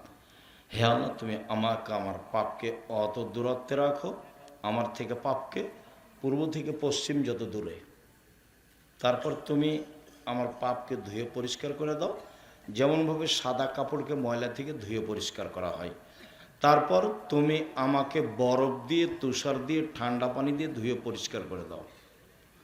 বা আপনি বলতে পারেন ওয়াজ্জাহাত ওয়াজহিয়া লিল্লাযী ফাতারাস সামাওয়াতি ওয়াল আরদা হানিফা ওয়া মা আনা মিনাল মুশরিকিন, ইন্না সলাতি ওয়া নুসুকি ওয়া মাহইয়া ওয়া মামাতি লিল্লাহি রাব্বিল আলামিন, লা শারীকা লাহু ওয়া বিযালিকা উমিরতু ওয়া আনা মিনাল মুসলিমিন, আল্লাহুম্মা আনতাল মালিকু লা ইলাহা ইল্লা আনতা, আনতা রাব্বি ওয়া আনা আবদুকা, জালামতু নাফসি ওয়া তারাফতু বিজামবি, ফাগফিরলি যুনুবি জামিয়া, লা ইয়াগফিরু যুনুবা ইল্লা আনতা, ওয়াহদিনি লিহাসানিল আখলাক, লা ইয়াহদিনি লিহাসানা ইল্লা আনতা, আসরিফ আন্নী সায়াহা, লা ইয়াসরিফু আন্নী সায়াহা ইল্লা আনতা, লাব্বাইকা ওয়া সাদাইকা, আল খায়রু কুল্লুহু ফি ইয়াদাইকা, ওয়া শাররু লাইসা ইলাইকা, আনা বিকা ওয়া ইলাইকা, তাবারাকতা ওয়া তাআলাইতা, আস্তাগফিরুকা ওয়া আতুবু ইলাইকা। এটা একটা সানা।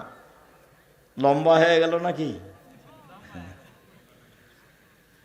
দোয়ার বই তোমরা যুবক খালি বসে থাকছো দোকানে আর এখানে গল্প করছো কেন? মুখস্থ নাই, মুখস্থ করো। ইংরেজি বড় বড় গল্প মুখস্থ করেছো, লিখছো, সেটা পারো, এটা পারো না কেন?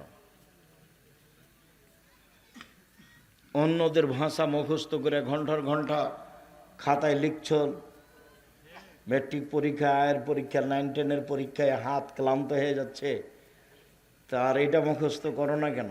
অভ্যাস কেন এরকম? খারাপ অভ্যাস কেন? কোরআন মাজিদ পড়বে, একবারে জরুরি করে নেবে, একবারে নিজের উপরে বাধ্য করবে, কোরআন মাজিদ পড়বই, যে কোনো মূল্যে পড়বই পড়বো, ত্যাগ করো। শয়তান তোমার সাথে জিদ করে আছে। 1 মিনিট আমার দিকে দেখো, শয়তান বলছে, আল্লাহ বলছে, ইয়া ইবলিস মা হামালাকা আল্লা তাসজুদা লিমা খালাকতু বিয়াদাইয়া। ইবলিস, আমি যাকে নিজ হাতে সৃষ্টি করলাম তুমি তাকে সিজদা করলে না কেন? তখন ইবলিস বলছে, খালাকতানি মিন নার ওয়া খালাকতাহু মিন তিন, আপনি আমাকে সৃষ্টি করেছেন আগুন দিয়ে আর তাকে সৃষ্টি করেছেন মাটি দিয়ে, আমি তাকে সিজদা করতে পারি না, আমি ঊর্ধ্বমুখী ও নিম্নমুখী। তখন আল্লাহ বলছেন, এই সরে যায় এখান থেকে, রাজিম সরে যায় এখান থেকে। তখন ইবলিস বলছে যে ঠিক আছে, আমি সরে যেতে রাজি আছি, আমার একটা কথা শোনেন। কি কথা? কিয়ামত পর্যন্ত বেঁচে থাকার সুযোগ দিতে হবে। তা আল্লাহ বললেন যে ঠিক আছে, এলা ওয়াক্তি মালুম, একটা সময় পর্যন্ত দিলাম। আল্লাহ যখন বললেন একটা সময় পর্যন্ত দিলাম, তখন ও কি বলছে শোনেন, এদিকে দেখেন, বলছে ওয়া ইজ্জাতেকা ইয়া রাব্বি, বলার ঢং দেখেন, তোমার সম্মানের কসম হে আমার প্রতিপালক। দেখেন ইবলিস বলছে ওয়া ইজ্জাতেকা ইয়া রাব্বি, তোমার সম্মানের কসম হে আমার প্রতিপালক, লা আযালু উকবিয়াল ইনসানা মাদামা তারহুম ফি আসাদিহিম, আদম সন্তানের দেহে যতক্ষণ পর্যন্ত শ্বাস থাকবে আমি তাকে ভুল পথে নিয়ে যাব যাব যাব। এটা তার জোরালো দাবি আল্লাহর সামনে। ওকে আমি পাপী করেই ছাড়ব, ও কিভাবে জান্নাতে যায় তা আমি দেখে ছেড়ে দেব। এই জিদ কার? শয়তানের, ইবলিসের, আল্লাহর সামনে। মনে রাখবেন, ও বলছে দেহে স্বাস্থ্যকালীন, মানে একটা লোক বিছানে পড়ে আছে, চলতে পারে না, কিন্তু পাপ করবে, মুখ চলে, কি হয়েছে না অমুক, ও তো দুনিয়ার বদ, ওকে ভোট দিস না, অথচ বিছানে আছে, চলতে পারে না, পা নেই। ইবলিস বলছে যে আমি আদমের ছেলে মেয়েকে পাপই করবো, আর দেহে যতক্ষণ পর্যন্ত কি আছে, শ্বাস আছে। তখন আল্লাহ বলছে ও ইজ্জতি ও জালালি ও ইরতেবায়ে মাকানি, আল্লাহ বলছে ইবলিস শোন, আমার সম্মানের কসম, আমার মর্যাদার কসম, আমার ইজ্জতের কসম, আমার উচ্চতার কসম, লা জালো আগফির লাহুম মাস্তাগফিরুনি, আদমের ছেলে মেয়ে যতবার আমার কাছে ক্ষমা চাইবে ততবার ক্ষমা করে দেব। এই কথা বললেন না যে তুই ওকে পারবি না, ওদিকে আল্লাহ গেলেন না, এইদিকে আসলেন যে আদমের ছেলে মেয়ে যতবার আমাকে বলবে যে আমার ভুল হয়েছে, ততবার আমি কি করব, ক্ষমা করে দেব। এই জন্য বেশি বেশি ব্যবহার করতে হবে আস্তাগফিরুল্লাহ ওয়া আতুবু ইলাইহি, আস্তাগফিরুল্লাহাল্লাযী লা ইলাহা ইল্লা হুয়াল হাইয়ুল কাইয়্যুম ওয়া আতুবু ইলাইহি রব্বিগফিরলি ওয়া তুব আলাইয়া ইন্নাকা আনতাত তাওয়াবুল গাফুর। খুব বেশি বেশি বলতে শিখতে হবে। ঘরের মধ্যে যাচ্ছেন, আসছেন, উঠছেন, বসছেন, এই তাসবিহ দেহের সাথে জড়ে যাবে একবারে। এমনি যখন স্বাভাবিক কোনো কাজ হয়ে যায় এমনি মুখের উপরে চলে আসে, তেমনি এমনি মুখের উপরে চলে আসবে রব্বিগফিরলি ওয়া তুব আলাইয়া ইন্নাকা আনতাত তাওয়াবুল গাফুর। আর মাঝে মধ্যে আল্লাহুম্মা আনতা রাব্বি লা ইলাহা ইল্লা আনতা খালাকতানি ওয়া আনা আবদুকা ওয়া আনা আলা হাদিকা ওয়া ওয়াদিকা মাস্তাতাতু আউযু বিকা মিন শাররি মা সানাতু আবু লাকা বিনিআমাতিকা আলাইয়া ওয়া আবু বিযামবি ফাগফিরলি ফাইন্নাহু লা ইয়াগফিরু যুনুবা ইল্লা আনতা। আউযু বিল্লাহ, বিসমিল্লাহ, সূরা ফাতিহা। অন্য একটি সূরা, তারপর রুকু। রুকুতে যাওয়ার সময়তে এদিকে দেখেন, হাত দুটি রডের মতো সোজা থাকবে, আঙ্গুলগুলি খোলা খোলা থাকবে, মাথা উঁচুও থাকবে না, নিচুও থাকবে না। তাসবিহ পাঠ করবেন সুবহান রাব্বিল আযীম, নইলে সুবহানাকা আল্লাহুম্মা রাব্বানা ওয়া বিহামদিকা আল্লাহুম্মা গফিরলি, নইলে সুবহুন কুদ্দুসুন রব্বুল মালাইকাতুর রূহ, নইলে সুবহানা জি জাবরুত আল মালাকুত আল কিবরিয়াল আজমাত, যা মনে লাগে যতবার। এরপরে সামি আল্লাহু লিমান হামিদা রব্বানা লাকাল হামদ হামদান কাসিরান তাইয়িবান মুবারাকান ফি। এরপরে চলেন সিজদায়। সিজদায় যাওয়ার পূর্বে আপনার সাথে জরুরি কয়েকটা কথা। মাথা, কপালটা, নাকটা একটু আগিয়ে রাখবেন যাতে করে পিঠের লম্বা হাড়টা সোজা হয়ে যায়। নাক কপাল দুটাই মাটিতে লেগে থাকবে।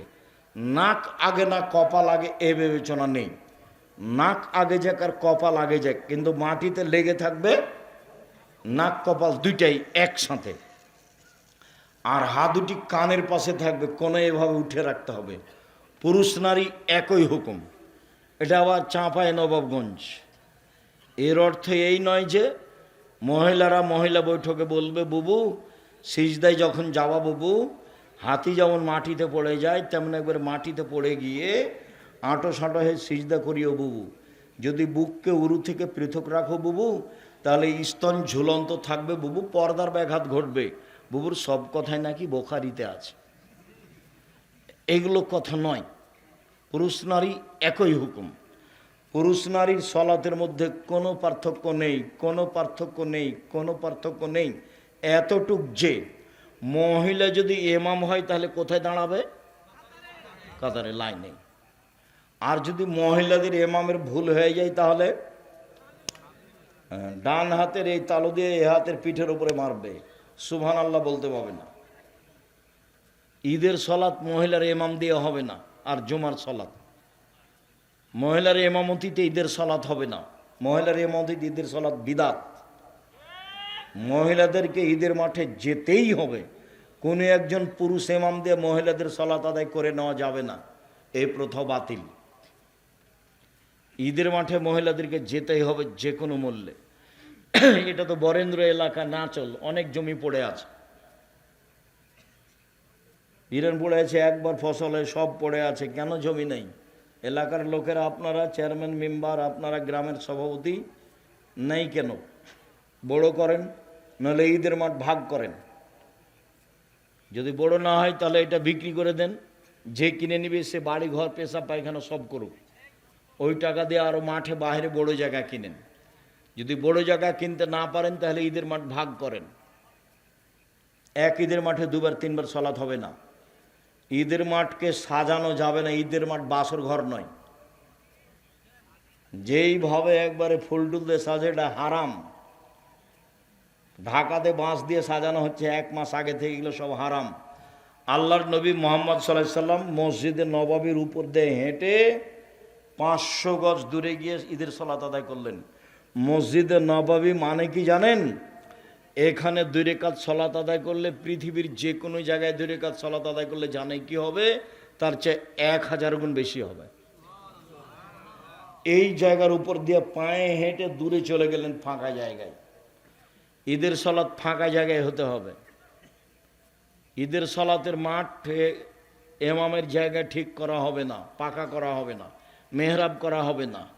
এতটুক যে জমি দখলের জন্য প্রাচীর দিতে পারে, এছাড়া ঈদের মাঠ সাজানো হবে না, ঈদের মাঠে মেহরাব করা হবে না, ঈদের মাঠে ইমামের জন্য জায়গা ওইভাবে পাকা করা হবে না, সব হারাম। আতশবাজি করা যেমন হারাম, এগুলো তেমন হারাম। ফাঁকা জায়গায় ঈদের সালাত হতে হবে, হতেই হবে। যা বলছি এটা কথায়। আম গাছে জাম ধরতে পারে, ধরে না। অমাবস্যার রাতে চাঁদ উঠতে পারে, উঠে না। শোয়ের ছিদ্র দিয়ে লাঙ্গলের ফাল ঢুকতে পারে, ঢোকে না। শোয়ের ছিদ্র দিয়ে লাঙ্গলের ফাল ঢুকে যেতে পারে।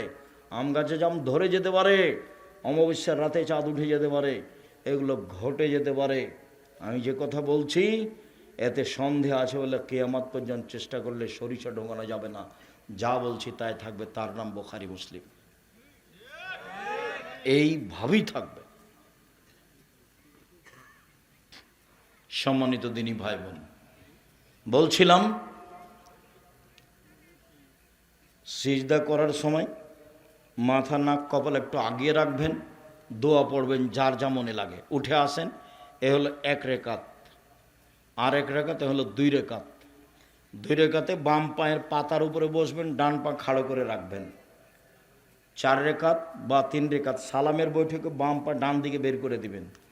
সালামের বৈঠক 1 রাকাত, তা হলো বিতর। সালামের বৈঠক 2 রাকাতে, তা হলো ফজর। সালামের বৈঠক 3 রাকাতে, তা হলো মাগরিব। সালামের বৈঠক 4 রাকাতে, তা হলো জোহর, আসর, এশা। সালামের বৈঠকে বাম পা ডান দিকে বের করে দিয়ে আপনি আত্তাহিয়াত পড়বেন, দুরুদ পড়বেন, দোয়ায়ে মাসুরা পড়বেন, আর আমার পরামর্শটা গ্রহণ করবেন, রব্বির হামহুমা কামা রাব্বায়ানি সাগীরা। আরও দোয়া, আসসালামু আলাইকুম রহমতুল্লাহ, আসসালামু আলাইকুম রহমতুল্লাহ। এরপরে যা কিছু হবে তার জিকির ব্যক্তিগতভাবে যেভাবে ভালো লাগে সেভাবে জিকির করার চেষ্টা করবেন। আয়াতুল কুরসি অবশ্যই বলার চেষ্টা করবেন। লোকটি জান্নাতে চলে গেছে আয়াতুল কুরসি পড়ার কারণে, ঢোকেনি কেন? মরেনি এই জন্য। আয়াতুল কুরসিকে এইভাবে প্রাধান্য দিবেন 5 ওয়াক্ত সালাতের পরে। সম্মানিত দিনী ভাই বোন, আমি আপনাদের সকলের একান্তভাবে সালাত আদায় করে কামনা করি। এছাড়া কোনো ইবাদত কবুল হবে না মর্মে। সাথে সাথে আপনাকে আরও অনুরোধ করি, আমরা মুখে রাসূল সাল্লাল্লাহু আলাইহি সাল্লামের কথা পেশ করার চেষ্টা করি, মিডিয়াতে চেষ্টা করি, কলমে। আজকে কলমও আছে, গাড়িতে বই আছে না, এখানে নিয়ে আসতে পারে। দেখেন আব্দুল্লাহর বই কী কী আছে। আমাদের বইগুলো আছে, আমার হাতের ডানে আছে, সালাত শিক্ষা, এসব বইগুলি সংগ্রহ করার জন্য অনুরোধ জানাচ্ছি।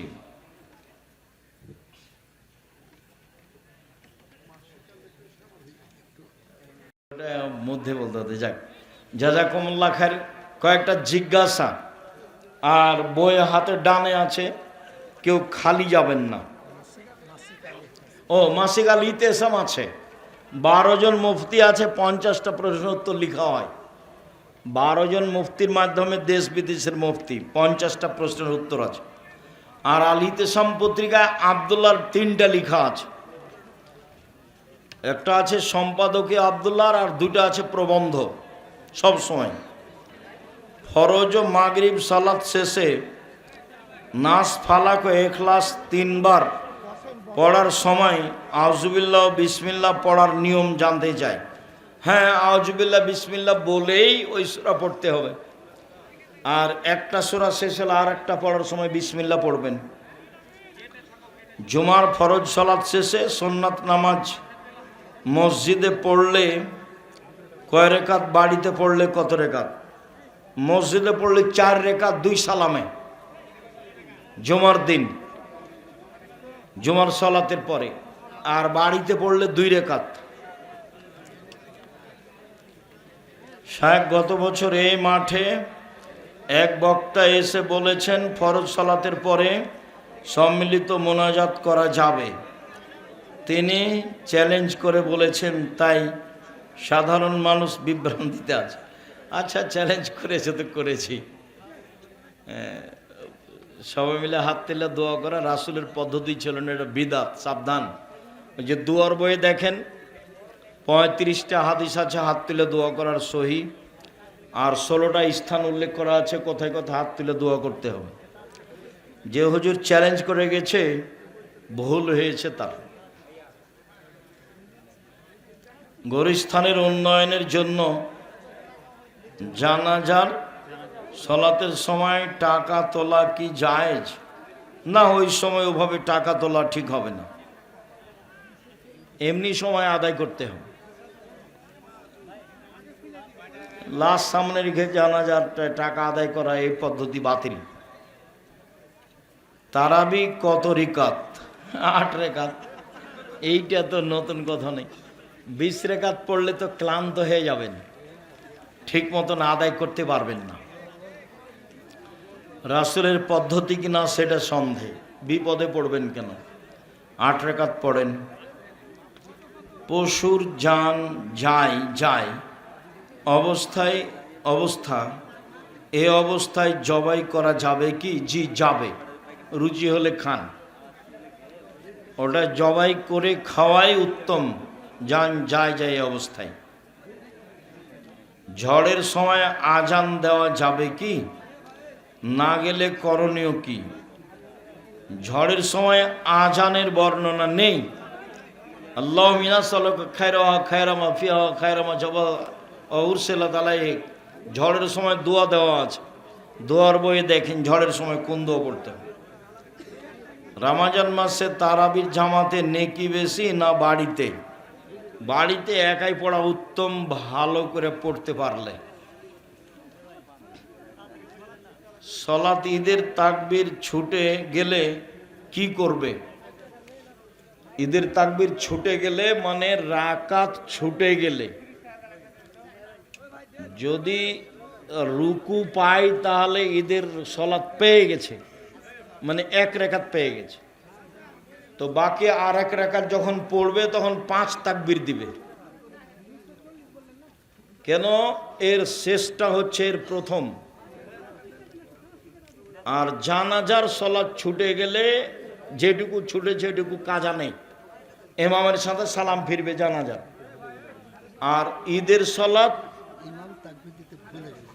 ও ইমাম তাকবীর দিতে ভুলে গেলে, এখানে তো এখানে ইমাম তাকবীর দিতে ভুলে গেলে সালাত পুনরায় আদায় করতে হবে না, সুন্নাত ছুটে গেছে। কম বয়সের মানুষকে ইমাম করবেন। দেবীনগরে আমি দেখেছি আমাদের এক ইমাম 2-4-5 বছর কোনোবারই ঠিক হয়নি। প্রথমবার হলে দ্বিতীয়বার রুকু থেকে উঠে রাকাত থেকে উঠে কেরাত শুরু করে দিয়েছে তাকবীর দিন। সেই 30 থেকে নিয়ে 40 এরকম বয়সের মানুষ ইমাম ঠিক করবেন। বাংলাদেশে পরিবার থেকে বয়স হয়ে যাওয়ার পরও বিয়ে দিতে চায় না, ও তো অযোগ্য বাপ মা, বিবাহ দিবে কেন? দিবে না কেন? বিবাহ করো, রুজিতে বরকত দিবে আল্লাহ বলছেন। গরিব মানুষ যদি বিবাহ করে তা আল্লাহ তার রুজিতে বরকত দিবে, কথা আল্লাহ বলছে। ঈদের সালাতের পূর্বে হলে কি?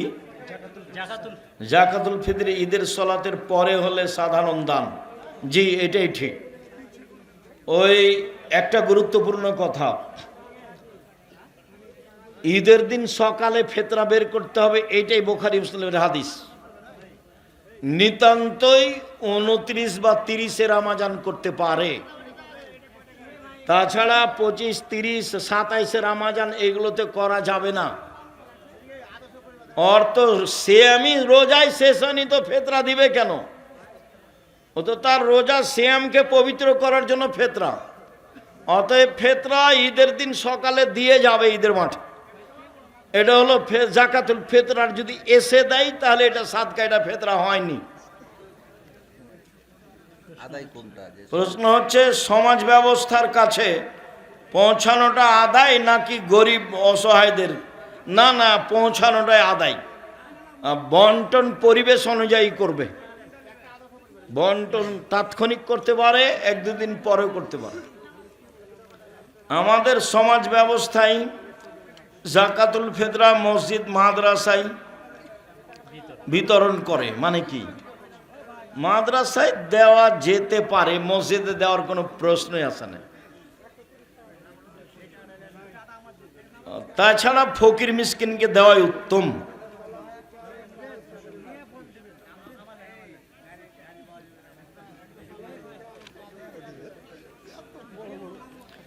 সূরা আল বাকারার শেষ আয়াত পড়ার পর আল্লাহুম্মা আমিন বলা যাবে? জি না।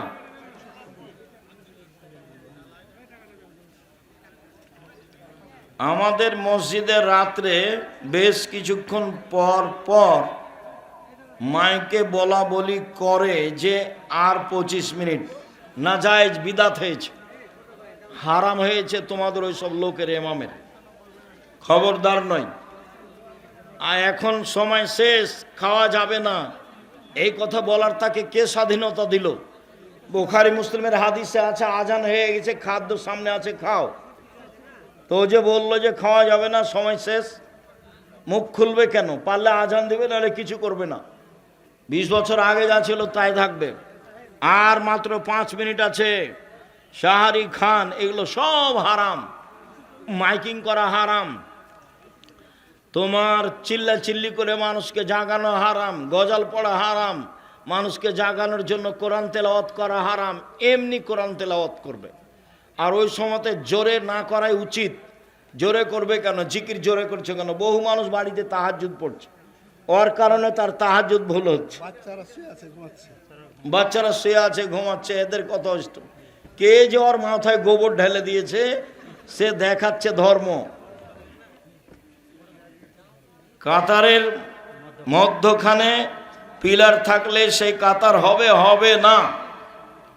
যেই লাইনে পিলার আছে ওই লাইনে কাতার হবে না, আগে পিছিয়ে যেতে হবে, জরুরি। হবে না। মসজিদে বা কোনো ইফতার অনুষ্ঠানে মৃত ব্যক্তির মাগফিরাতের উদ্দেশ্যে সায়েমদের জন্য ইফতারের আয়োজন করলে সেই খাবার ধনী গরিব সবাই খেতে পারবে? জি না। মৃত ব্যক্তির নামে ইফতারের ব্যবস্থা করা হবে না। ও তো সাদাকা, সবাই খাবে কি করে? মৃত ব্যক্তির নামে দান করার কিছু পাচ্ছেন না, কাপড় দান করেন ফকির মিসকিনকে। ফকির যে চেয়ে বেড়ায়, মিসকিন যে চাইতেও পারে না, সংসারে চলে না, ও আবার বাড়ির পাশে আছে, ও আপনাদের বদনাম করে, ওকে দিতে হবে। বলেন তো ফকিরকে? মিসকিন চাইতেও পারে না, সংসারে চলে না, ও বাড়ির পাশে আছে, একে কাপড় কিনে দিবেন, পানির ব্যবস্থা করবেন। এটা দানের সবচেয়ে উত্তম পথ। আমি দিনমজুর, আমার ছেলের বয়স 6, আমার ছেলেকে আপনার মতো বানাতে, আমার মতো কেন, আমার চেয়ে ভালো, এত ছোট হিসাব করবেন কেন? বড় হিসাব করেন, দোয়া করেন, ভর্তি করে দেন। আর আপনারা স্বামী স্ত্রী খুব দোয়া করতে থাকেন, ওর খালা ফুফুকে দোয়া করতে বলেন। এক ব্যক্তির 4 সন্তান, বিপদে পড়ে 2 সন্তানকে বিক্রি করে দিয়ে শেষ করেছে, আর 2 সন্তানের জন্য কিছুই নেই। এখন সন্তানের করণীয় কি? সন্তানের করণীয় কি? দিনমজুরি করে খাবে। এসব ছোট কথা কেন? বিক্রি করেছে কেন? অযোগ্য পিতা, ও দিনমজুরি করে খাও, ভিক্ষে করে খাওয়াবে। বাপের শেষ উপার্জন কি? ভিক্ষে। ভিক্ষে বাপে করবে, ছেলে মেয়ে নয়। শায়েখ আসসালামু আলাইকুম। শায়েখ আপনি কিছু মনে নেবেন না, একটা কথা। কি যে বলবে তুমি? প্রায় যুবক শ্রেণীরা বলে যে আপনি যদি কি রহমানি সাহেবদের মতো জেহাদের আলোচনাগুলো, তোমার নেতাকে 10 বছর বা 1 যুগ পড়াতে চেয়েছে, এই জন্য আগে পড়ো তারপরে কথা বলিও। কোরআন হাদিস না জেনেই মাঠে দিনরাত কাজ করছি। 88 আগস্টের 20 তারিখ বুধবার থেকে শিক্ষক, 37 বছর চলছে, নিয়মিত বুখারী মুসলিম পড়াই। 90 সাল থেকে মাঠে আছি, মুখে আছি, কলমে আছি, মিডিয়ায় আছি। 97 সাল থেকে ফতোয়া লিখি, 2016 সাল থেকে ফতোয়া বোর্ড পরিচালনা করি। মানুষ ভুলের ঊর্ধ্বে নয়, এটা ঠিক, কিন্তু তুমি যেটা মনে করছো সেটা ভুল বুঝেছ, তোমার নেতা ভুল বুঝেছে। এইরকম লেখা খবরদার আমার সামনে পেশ করব না। দান করতে হবে আল্লাহর সন্তুষ্টির জন্য, নাকি অন্য কোনো নিয়ত করে? জি, আল্লাহর সন্তুষ্টির জন্য। আমি একজন মহিলা, আমার মাঝে মাঝে স্বপ্নদোষ হয়, কিন্তু লজ্জা স্থান থেকে কোনো কিছু বের হয় না, তাহলে কি আমাকে ফরজ গোসল করতে হবে? ফরজ গোসল করতে হবে না। মহিলার স্বপ্নদোষ হবে, এইটাই ঠিক, বুখারী মুসলিমের হাদিস। স্বপ্নদোষ হতে যদি লজ্জা স্থানে শুক্রকীট বীর্য দেখে তাহলে তাকে গোসল করতে হবে, বা কাপড় ভিজে গেছে এরকম হয়। যদি না হয় তাহলে গোসল করতে হবে না। এই বিষয়ে পুরুষ নারী একই হুকুম। আমাদের বাড়িতে অনেক মানুষ, কিন্তু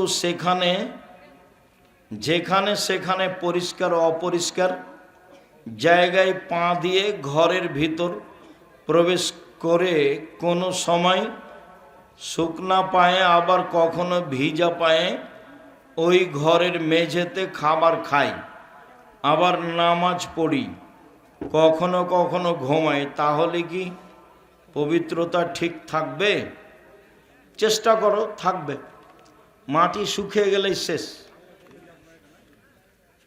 আর যদি পাকা মেঝে হয় তাহলে মুছে ফেলো,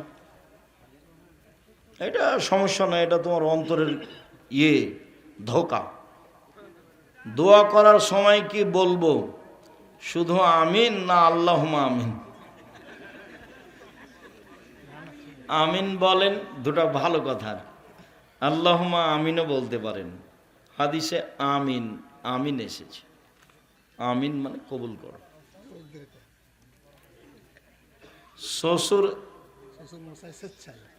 শ্বশুরে স্বেচ্ছায় মোটর সাইকেল দিলে নেওয়া যাবে কি? সেটা তো বহুবার বলেছি, সেটা তোমাদের জানাই আছে, যে তোমার শ্বশুর ফকিরকে দেয় না কেন। এই প্রথা বন্ধ করতে হবে। তা আমাকে আবদুল্লাহর শ্বশুর বা আব্দুর রহমানের শ্বশুর বা আব্দুর রহিমের শ্বশুর সাহস করে একটা ঘড়ির কথা বলে না কেন? কই সাহস করে তো বলে না। ঈদে বকরাতে একটু কাপড় দিবে, এইটা তো সাহস করে না, ওই পাতাই পড়ে না। তোমাদেরকে এই পথে শক্তভাবে যেতে হবে, প্রথা বাতিল করতে হবে। দুই পুকুরের মাঝে একটি বাঁধ দেওয়া ছিল, বর্ষা বেশি হওয়ার কারণে বাঁধ ভেঙে মাছ উলট পালট হয়ে যায়। এমত অবস্থায় মাছ মেরে খাওয়া যাবে কি? মাছ পুকুর থেকে বের হয়ে চলে গেলে তুমি খেতে পারো, কিন্তু ওইখান থেকে মাছ মেরে খেতে পারবে না।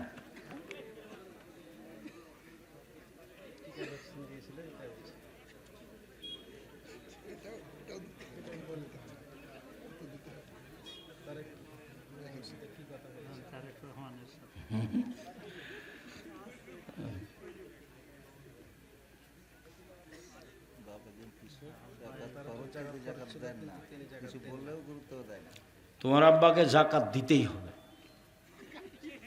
বারবার অনুরোধ করো, চাপ দাও, জাকাত দিতেই হবে, নাহলে সব হারাম। গমা সাপ বাসায় থাকতে পারে, বাড়িতে থাকলেই দংশন করবে এই কথা নয়, করেও যদি একজন মারা যাবে। আর যদি জাকাত না দেওয়া হয় তাহলে পরিবারের সবাই মারা যাবে। গমা সাপের চেয়ে ওই ধানের ওসর টাকার জাকাত অনেক অনেক অনেক বেশি খারাপ। জাকাত টাকা কেউ নেওয়া থাকলে ওই ভিতরে রাখা হবে না, বাইরে ফেলে দিতে হবে, যে না আবর্জনা ফেলা হয়। জাকাত এত খারাপ। গমা সাপ দংশন করলে একজন মারা যাবে, আর জাকাত বের না করলে পরিবারের সবাই মারা যাবে।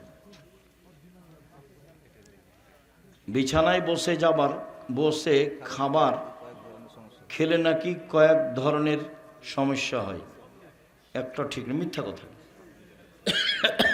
শুক্রিয়া, জাযাকুমুল্লাহ খায়ের। লম্বাই সময় ধরে আপনারা থাকে। আপনি যখন পিস টিভিতে ছিলেন তখন নাকি বলেছেন ইমাম আবু হানিফা রাহিমাহুল্লাহ 17টি হাদিস জানতেন। বক্তব্যের মধ্যে নেই। মুকাদ্দম ইবনে খালদুন, ঐতিহাসিক ইবনে খালদুন, মুকাদ্দম ইবনে খালদুনে আরবি ভাষায় লিখেছেন, বলা হয়েছে যে ইমাম আবু হানিফা 17টি হাদিস জানতেন। অনেক ওখানে এসেছে, আবার বলছেন বলা হয়েছে যে তিনি 3টি হাদিস জানতেন। কোনো সময় যদি বলে থাকি তাহলে আল্লামা ইবনে খালদুনের কথা নকল করা আছে, যে ইবনে খালদুন বলেন, আমি নিজে বলিনি। জাযাকুমুল্লাহ খায়ের। আর আমি কারো প্রতি কোনো দুর্বল ধারণা রাখি না, আর কারো ব্যাপারে কোনো কথা বলতে হবে এটা আমার প্রয়োজন নাই। যার ইচ্ছা সে আমার ব্যাপারে বলছে সেটা তার ব্যাপার, আমাকে কারো ব্যাপারে কথা বলতে হবে না। আমার জীবনে দুটা ত্যাগ, মানুষের বদনাম করব না এবং প্রতিশোধ নেব না, আল্লাহ ভরসা ইনশাআল্লাহ। জাযাকুমুল্লাহ খায়ের। আল্লাহ আমাদের যারা মারা গেছে তুমি তাদের কবরের শাস্তি মাফ করো, আমরা যারা অসুস্থ তুমি তাদের আরোগ্য দান করো, যারা আমরা বেঁচে আছি তুমি তাদের তোমার রাসূলের পদ্ধতি অনুযায়ী চলার তৌফিক দান করো, 5 ওয়াক্ত সালাত ঠিকভাবে আদায় করার তৌফিক দান করো। এ দাবি, এ দাওয়া, এ দোয়া তোমার দরবারের আজকের আলোচনা এখানে শেষ করলাম। সুবহানাকা আল্লাহুম্মা ওয়া বিহামদিকা আশহাদু আল্লা ইলাহা ইল্লা আনতা আস্তাগফিরুকা ওয়া আতুবু ইলাইক। আসসালামু আলাইকুম ওয়া রাহমাতুল্লাহ।